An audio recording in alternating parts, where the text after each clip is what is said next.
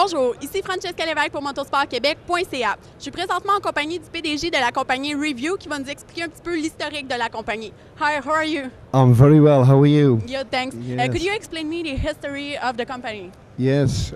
Well, the technology was developed to give a HUD, like a screen, like this, inside a helmet. Now, when we try to develop it, putting the screen too close to the wearer's eyes, if you look at the screen, under the focal length you can't see. So what we did, we developed a bulletproof reflective surface within the helmet, and we put the screen on the back of the helmet. We then discovered that you could see perfectly. When we took the screen away, we then realized that you could see directly behind you, which is a major advantage for a motorcyclist, because a motorcycle helmet by its design restricts your peripheral hearing, your peripheral sight. Seeing directly behind you has a massive advantage whilst riding a bike, especially directly behind you, because what a lot of people don't realise, on a motorbike, when you're riding, on a sports bike, the mirrors see past you to the side and not directly behind. But on a normal bike, where the mirrors are attached to the handlebars, when you actually try to maneuver, you move the steering and the mirrors point in the wrong direction. Hence, the rider has to really turn behind to see what's going on, and therefore can cause issues whilst riding. Perfect, thanks.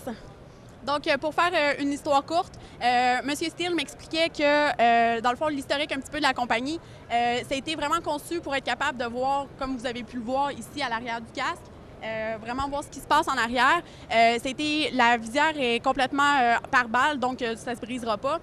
C'est vraiment pour être capable, parce que comme il l'expliquait, les motos, souvent, les sports, c'est correct, les miroirs sont à la bonne place, sauf que quand on arrive sur une moto ordinaire, justement, on se ramasse avec des angles morts à l'arrière, puis quand on tourne le volant, mais les miroirs suivent avec, donc ils ne pointent plus dans la bonne direction. Donc c'est un peu pour ça qu'ils ont créé le casque. Donc je vais demander à monsieur. Yeah. François? Change place. Donc, Monsieur Laprise. Bonjour, mademoiselle. Représentant pour Ultimate. Ultimate, exactement, qui est le distributeur pour le Canada. Donc, pouvez-vous nous expliquer un petit peu plus en détail le produit? OK. Ce qui concerne, c'est qu'on a déjà une coquille avec une deuxième coquille par-dessus qui fait un tunnel ici. Et à l'intérieur, on a une série de miroirs qui est anti-balle, donc incassable, avec la vue ici en arrière dans la vitre qui est angle ouvert, wide angle. Au niveau de la coquille, c'est quoi les composites? Les composites, il y a du Kevlar, il y a du carbone et il y a du fibre. Donc, au niveau des normes, est-ce que ça passe pour le Québec? Oui, il est approuvé DOT et dans le moment, il est ECE qui est partout en Europe et au Québec.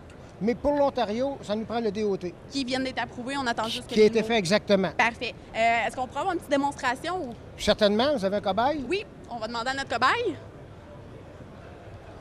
Donc, comme vous pouvez le voir, les casques ne sont pas plus gros qu'un casque ordinaire. C'est juste vraiment au niveau de la coquille à l'arrière, ici, qu'on voit vraiment la vitre qui se trouve ici. OK, maintenant, le confort. Comment vous sentez-vous dans le confort? Très bien. Good. Ici, vous avez le miroir que vous devez ajuster. Il y a deux ajustements. Il y en a un tel quel que vous pouvez voir dans le tunnel comme il faut. Et si, dépendant de la hauteur du front de la personne, on a une vis ici qui fait descendre le miroir. Donc, il est ajustable dans les deux sens.